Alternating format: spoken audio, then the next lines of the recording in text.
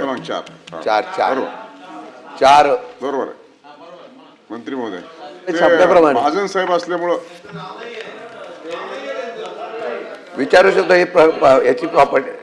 सभापती महोदय, एक मिनिट. एक तर या प्रश्नामध्ये एकच नाव आहे, सन्माननीय एकनाथराव खडसे. नाही असं नाही, ऐका तुम्ही, तो प्रॉपर्टी करा, तुम्ही प्रश्न विचारा, मी उत्तर देईल. पण आपण बघतायत अधिवेशन सुरू झाल्यापासून या सन्माननीय सदस्य जे एकनाथजी खडसे त्यांच्या लक्षवेधी आहेत, त्यांचे तारांकित प्रश्न आहेत आणि दररोज आहेत, पण ते एकही दिवस हजर नाहीत. म्हणजे कशासाठी आपण प्रश्न लागतो घरी बसून सगळे, मला कळत नाही आहे. तुम्ही जर येणार नाही तिसऱ्या ठिकाणी, तुम्हाला माहिती आहे तुमचं काय कारण असेल, वैयक्तिक असेल का ते मला माहीत नाही, पण मग तुम्ही रोज तिथे घरी येऊन प्रश्न टाकायचे. इथे अधिकाऱ्यांना काहीतरी, मग कशासाठी प्रयत्न चालले, ते गुत्तेदारांसाठी चाललेत, अधिकाऱ्यांसाठी चाललेत, कशासाठी चाललेत सगळे प्रयत्न सगळे तुमचे. हे तुम्ही एकतर इथे नाही तर तुम्ही हा प्रश्न इथे टाकायचे, बट टाकले तर मग तुम्ही काही एखाद दिवस यायला पाहिजे ना. तुम्ही इथे येतच नाही आणि तुम्ही रोज लक्षवेध्या देत आहेत. लक्षवेध्यासुद्धा रोज असतं त्यांच्या. हां म्हणजे बघा काय याच्या मागचा हेतू काय हे जर आपण आम्हाला सांगा. त्यांनी नाही तर सांगितलं पाहिजे मग मी येऊ शकत नाही. अधिकाऱ्यांनी ब्रिफिंग करायचं, बाहेरून एवढं जाऊन सगळं महाराष्ट्रभरातून इथे यायचं, सगळे अधिकारी या ठिकाणी येतात, ब्रिफिंग करतात आणि हे येतच नाहीत.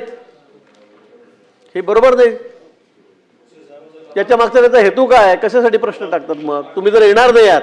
आणि मग आता बघा हे लगेच सभागृहाची प्रॉपर्टी मी विचारतो, अरे पण ज्यांनी विचारलं ते कुठे आहेत, ते काय येत नाही रोज, आणि येणार नसतील तर प्रश्न का टाकतायत, त्याच्या मागचा त्याचा हेतू काय. म्हणजे असे तुमचेच प्रश्न निर्माण झाले, असे तुम्हालाच प्रश्न निर्माण झालेत, याचं उत्तर कुणी द्यावं असं म्हणणं आहे का आपलं. नाही सभापती महोदय, आपणच याचं उत्तर द्यावं मी तर म्हणे आपल्याला. का करतात असं, तुम्ही बघितलं असेल दररोज त्याची लक्षवेधी आहे. म्हणजे आजही लिहितील, इथे पाडून देतील, तुम्ही येणार नाही. लोकांना काय तुम्हाला काही मुद्दाम काही ब्लॅकमेल करायचं आहे का, लोकांना काय ब्लॅकमेल नाही. तुम्ही आहात तुमचं नाव पण नाही त्याच्यामध्ये, असं नाही आहे. कसला खुलासा करताय सांगा. सभापती महोदय, त्यांचा फोन झाला, त्यांची तब्येत बरी नाही, अशक्तपणा आहे, काही लोकांनी त्यांच्यावर जादूटोणा केला काय ह्याचा शोध आम्ही लावतोय. म्हणजे सभागृहात चर्चेला हे अचानक आजारी का पडले अधिवेशनाच्या काळात, त्यांनी असे प्रश्न विचारले होते की काही लोक अडचणीत येऊ शकतात, म्हणून कदाचित नाशिकच्या खरात बाबांकडे जाऊन त्यांनी जादूटोणा केला का याचा शोध आता SIT करते, त्याच्याकडे आम्ही अर्ज देणार आहे. सभापती, मी काय सांगितलं ऐकलं नाही.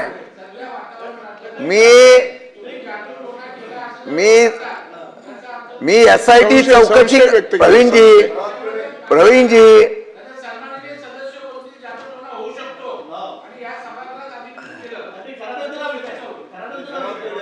सभापती महोदय, शब्द या ठिकाणी वापरला संशय. तोच संशय गिरीश भाऊंनी व्यक्त केलेला आहे. संशयच व्यक्त केलेला आहे की अशा लक्षवेधी किंवा असे प्रश्न उपस्थित करून तब्येत जर बरी नसेल तर त्याचं काय आम्हाला राजकीय भांडवल करायचं नाही.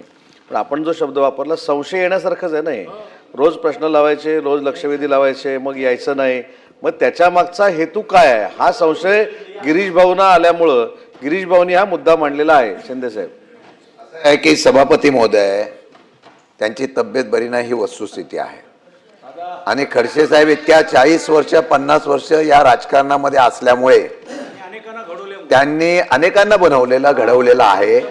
परंतु तरी सुद्धा या ठिकाणी सभापती महोदय त्यांनी प्रश्न जे मांडलेले आहेत ते काही लोकांना त्या प्रश्नाची अडचण पण असेल, परंतु ते तब्येत बरी नसल्यामुळे ते गैरहजर आहेत. त्यामुळे तुम्ही संशय व्यक्त करू नका. त्यांनी मला सांगितलं की हा प्रश्न विचारा, त्यांनी प्रश्न विचारलेला आहे. माझा प्रश्न तुम्हाला असा आहे सभापती महोदय, आता ह्याच्यावर चर्चा कशी, आता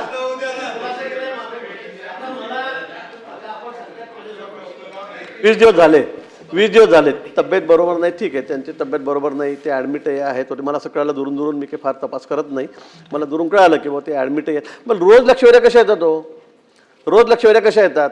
मग आपल्याला माहिती आहे आपण आजारी, आपण जाऊ शकत नाही. रोज लक्षवेध्या विचारायच्या, रोज लक्षवेध्या टाकायच्या, लोकांना ब्लॅकमेल करायचं. अधिकाऱ्यांना सगळ्या दूर तिथे ब्रिफिंगसाठी आम्ही बोलवतो, सगळे अधिकारी कामं धंदे सोडून तिथे येतात, ब्रिफिंग करतात, आणि हे एकही दिवशी येत नाही, एकही दिवस येत नाही. सभागृहाच्या बाहेरचे विषय सभागृहात मांडू नका. हॉस्पिटल बाहेर आहे ना.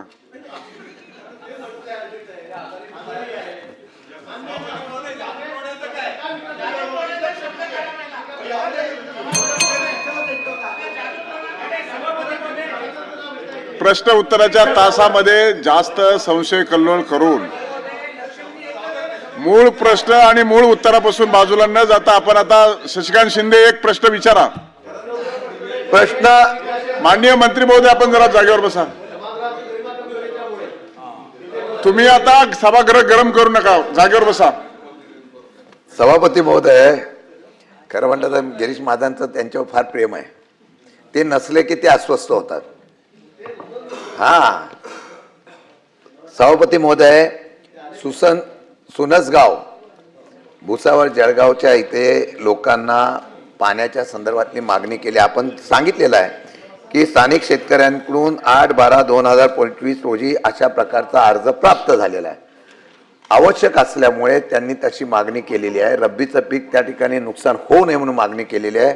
आपण सांगितलं की 100% आपले धरण हे 100% पाणीसाठा झालेला आहे. मग रब्बीचं पीक एक क्षेत्र सोडवण्यासाठी काय अडचण आहे. आता ते करत असताना आपण सांगितलं की पाणी वाया जाऊ शकतं इथं क्षेत्रात सोडल्यामुळे. माझी विनंती आहे की या तुमच्या असलेला, म्हणजे मी वाद करत नाही, त्यांनी मागणी केली म्हणून तुम्ही पाणी सोडत नाही, त्यामुळे त्या शेतकऱ्यांचं नुकसान होऊ नये अशी आमची इच्छा आहे. तरी ह्या असलेल्या शेतकऱ्यांच्या अर्जाचा सहानुभूतीपूर्वक विचार करून आपण या असलेल्या शेतकऱ्यांचं रब्बी पीक वाचवण्यासाठी पाणी सोडणार आहात का? मंत्री महोदय. सभापती महोदय, वाघूर धरणावरचा हा पाण्याचा विषय आहे. धरण भरलेला